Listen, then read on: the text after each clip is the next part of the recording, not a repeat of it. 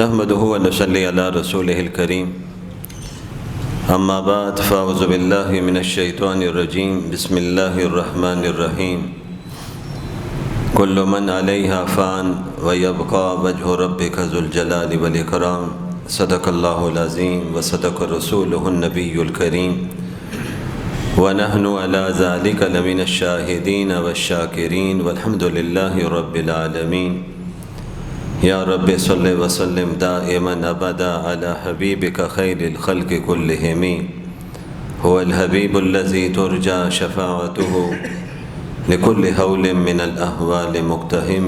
ایک مرتبہ بڑی محبت سے درود پاک پڑھ لیجیے۔ اللہم صلی علی محمد وعلی آل محمد،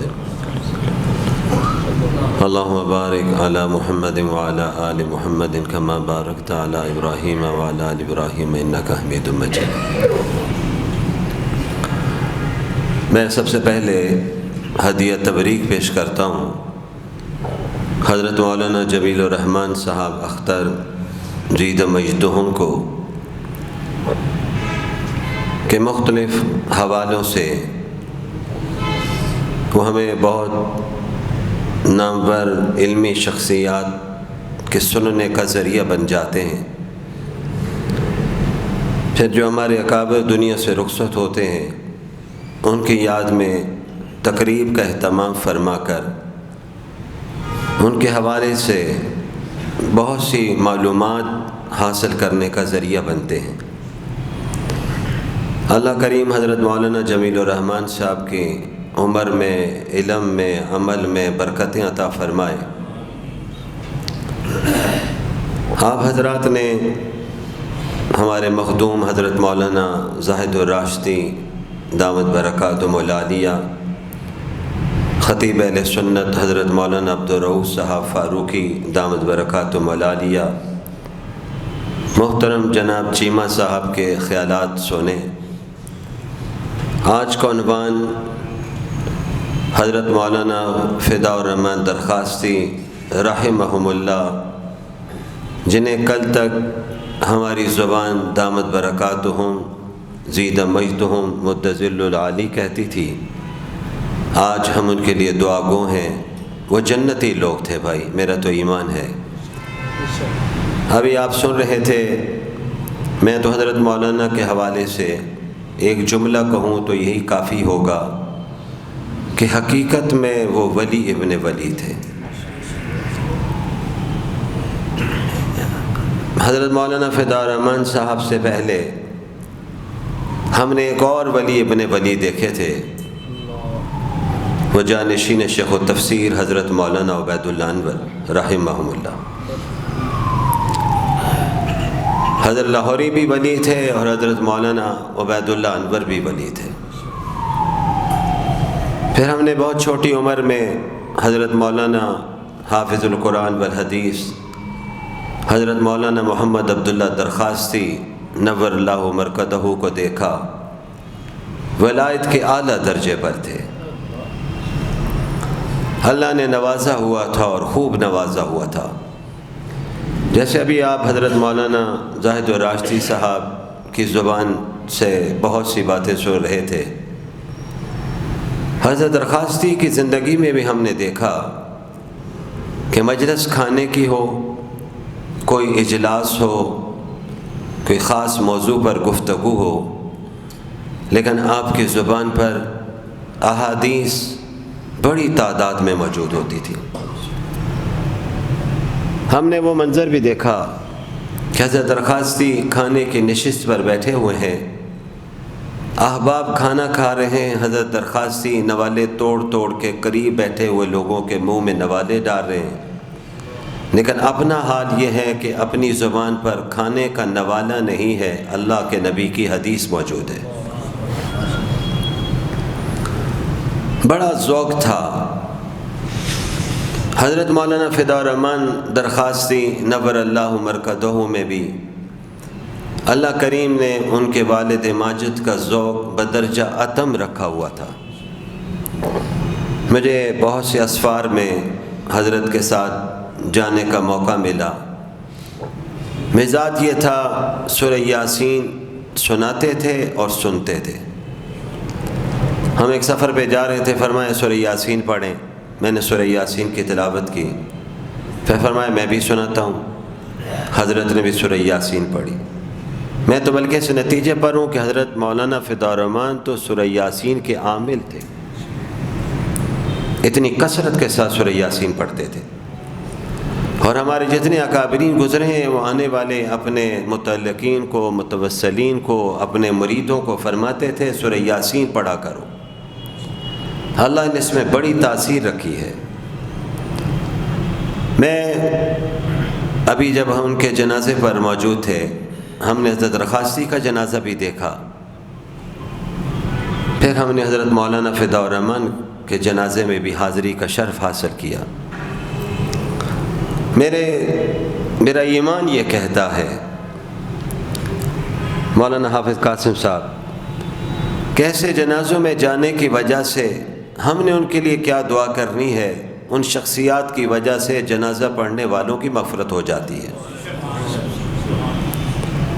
زندہ دالان لاہور جانتے ہیں، میں لمبی بات نہیں، اختصار سے، اسی لاہور میں ایک جنازہ اٹھا تھا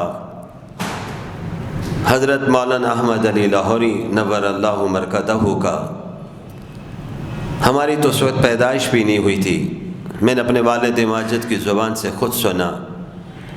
فرمایا رمضان کا مہینہ تھا، یہ موبائل کا دور نہیں تھا، نیٹ کا دور نہیں تھا، بس جنازے میں مخلوق آئی، کہاں سے آئی یہ خدا جانے۔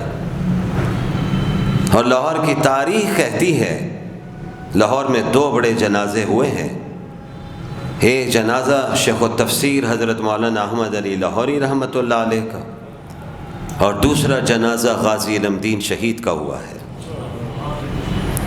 میانی صاحب میں جانے والے اس منظر کو دیکھیں، ایک طرف حضرت لاہوری کی قبر مبارک ہے اور دوسری طرف غازی علم دین کی قبر ہے۔ حضرت والد ماجد فرماتے ہیں حضرت لاہوری رحمۃ اللہ علیہ کے جنازے میں لاکھوں کی تعداد میں لوگ تھے۔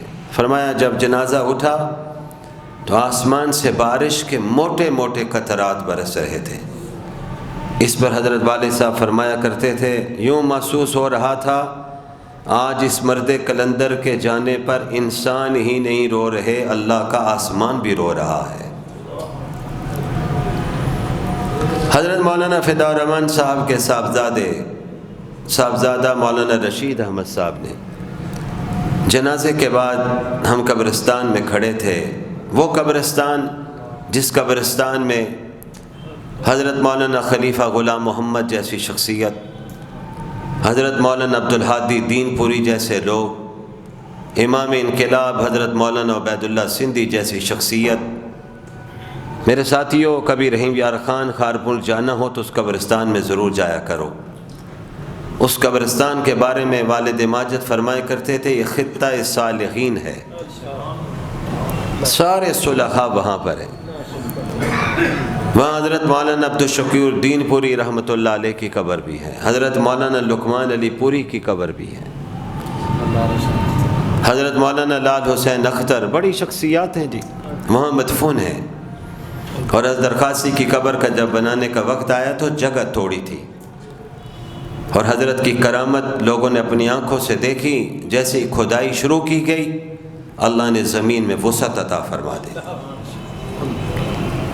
اور میں اس مرتبہ بھی اور اس سے پچھلی مرتبہ بھی جب قبرستان میں گیا تو میں نے یہ منظر دیکھا، حضرت رخاصی رحمۃ اللہ علیہ اپنی تقریر میں 2 سے 3 شخصیات کا ذکر بہت فرماتے تھے۔ ایک حضرت مولانا عبدالہادی دین پوری رحمۃ اللہ علیہ کا، ان کے استاد پیر و مرشد تھے، حضرت خلیفہ غلام محمد رحمہ اللہ کا، حضرت مولانا سید حسین مدنی رحمۃ اللہ علیہ کا۔ حضرت مولانا عبدالہادی سے حضرت رخاصی کو انتہا درجے کا پیار تھا، اور اپنے نوجوانوں سے صرف ایک بات پیغام کے طور پہ کہنا چاہتا ہوں، ہمارے محترم حافظ نصیر سیال صاحب بھی تشریف لے آئے، کہ حضرت مولانا عبدالہادی دین پوری کی شخصیت کیا تھی؟ بس صرف ایک جملہ کہ فجر کی نماز کے بعد قرآن مجید پڑھنا شروع کرتے تھے اور شام کو سورج ڈوبنے سے پہلے پہلے پورا قرآن مکمل فرما لیا کرتے تھے۔ یہ قرآن مجید روزانہ۔ میں نے پھر یہ سلسلہ حضرت مولانا سراج احمد دین پوری میں دیکھا کہ یہ چیزیں انسان کے خون سے بھی منتقل ہوتی ہیں۔ ہم نے حضرت مولانا سراج احمد دین پوری کو خانقاہ میں بھی قرآن پڑھتے ہوئے دیکھا، ریلوے اسٹیشن پر بھی قرآن پڑھتے ہوئے دیکھا، اپنی گدی پر بھی قرآن پڑھتے ہوئے دیکھا، اور مسجد کے محراب میں بھی قرآن پڑھتے ہوئے دیکھا۔ حضرت لاہوری رحمہ اللہ جب دین پور تشریف لے گئے بڑوں کی خدمت میں، تو مجھے کراچی کے عالم دین نے عجیب بات سنائی۔ قاری عمران صاحب فرماتے ہیں کہ چند دنوں بعد دین پور والے لاہور آ گئے۔ کسی مرید نے کہا حضرت وہ تو آپ سے فیض لے کر گئے ہیں۔ فرمایا ہاں بھائی فیض لے کر گئے، لیکن اس انداز سے لے کے گئے کہ سب کچھ یہاں سے لے کے چلے گئے ہیں۔ یہ ایسی شخصیات تھی۔ حضرت مولانا کے صاحبزادے، یہ آخری بات سنا رہا ہوں، فرماتے ہیں کہ ان کی والدہ کہتی ہیں کہ میں نے حضرت کے وصال سے پہلے حضرت مولانا فدا الرحمن درخواسی رحمۃ اللہ علیہ نے اپنی زوجہ کو خواب سنایا۔ صبح اٹھے، کہا میں خواب سنانا چاہتا ہوں۔ کہا ضرور سنائیں۔ فرمایا خواب میں نے دیکھا ہے حضرت درخواسی تشریف لائے ہیں، اور ساتھ مجھے ایک نام یاد ہے۔ فرمایا یہ حضرت مولانا خلیفہ غلام محمد ہیں رحمۃ اللہ علیہ۔ حضرت خلیفہ غلام محمد رحمۃ اللہ علیہ کے بارے میں والد ماجد فرمایا کرتے تھے ہر پیر فقیر ولی کی نشانی ہوتی ہے، اور حضرت خلیفہ غلام محمد کا چہرہ ان کی ولایت کی نشانی تھی۔ فرماتے تھے ان کا چہرہ 14ویں کے چاند کی طرح چمکتا ہوا نظر آتا تھا۔ حضرت درخواسی رحمۃ اللہ علیہ نے فرمایا فدا الرحمن میرے ساتھ مولانا خلیفہ غلام محمد تشریف لائیں حضرت، اور کچھ نام اور لیے وہ یاد نہیں رہے۔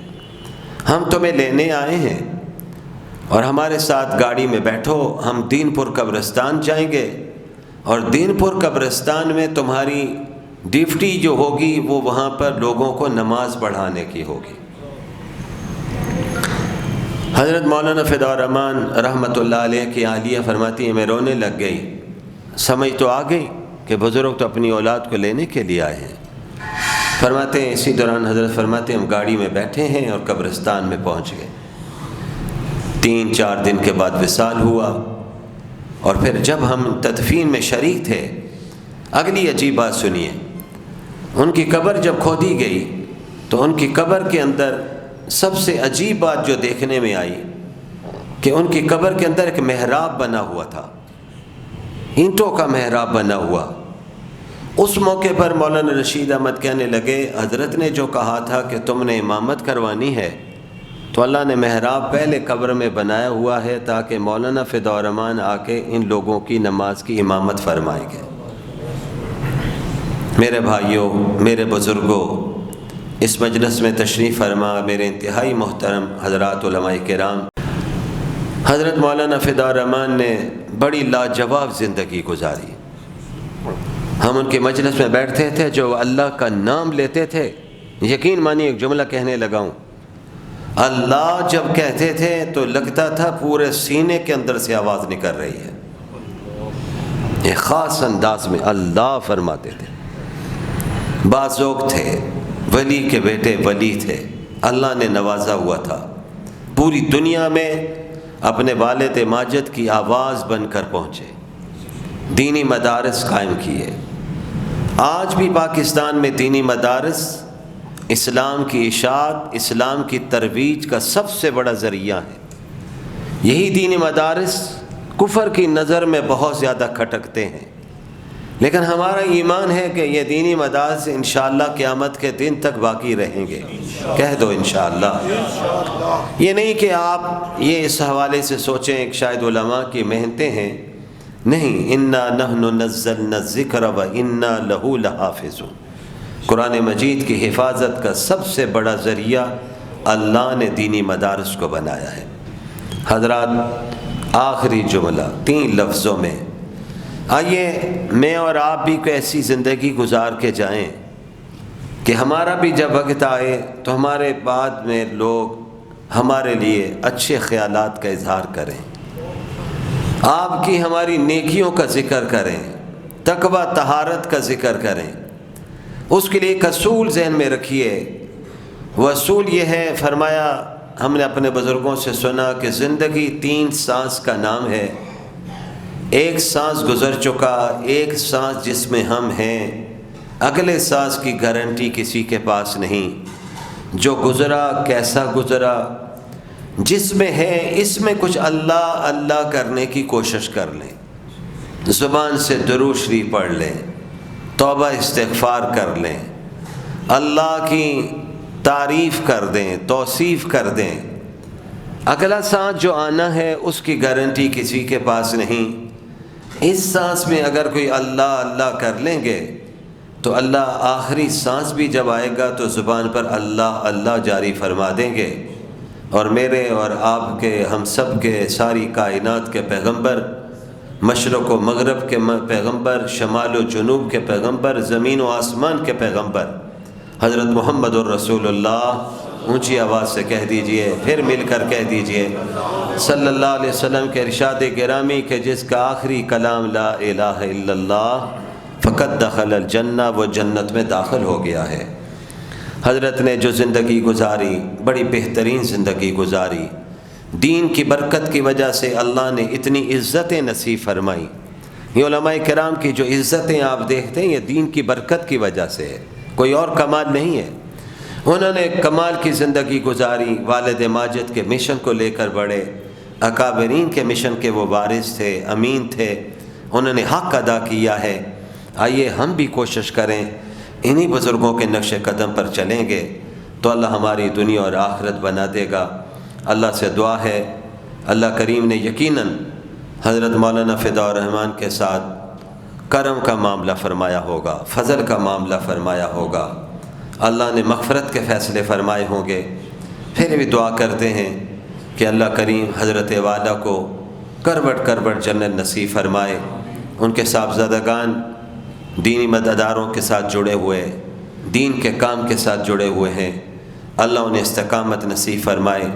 ان کے برادران دین کے ساتھ جڑے ہوئے ہیں، اللہ انہیں بھی دین پر استقامت نصیب فرمائے۔ مجھے آپ کو بھی، اللہ ہماری نسلوں کو بھی اپنے دین کے لیے قبول فرمائے۔ مجھ سے پہلے اکابرین نے خیالات کا اظہار فرمایا، میں ان کے لیے دعا گو ہوں، اللہ ان کو صحت و عافیت کے ساتھ ہمارے سروں پہ ساتھ دے سلامت رکھے۔ اللہ اس مرکز کو اور دین کے تمام مراکز کو، مساجد کو، خانقاہوں کو، جمعیت تبلیغ کے مراکز کو بھی اللہ قیامت کے دن تک آباد رکھے۔ وآخر دعوانا ان الحمد للہ رب العالمین۔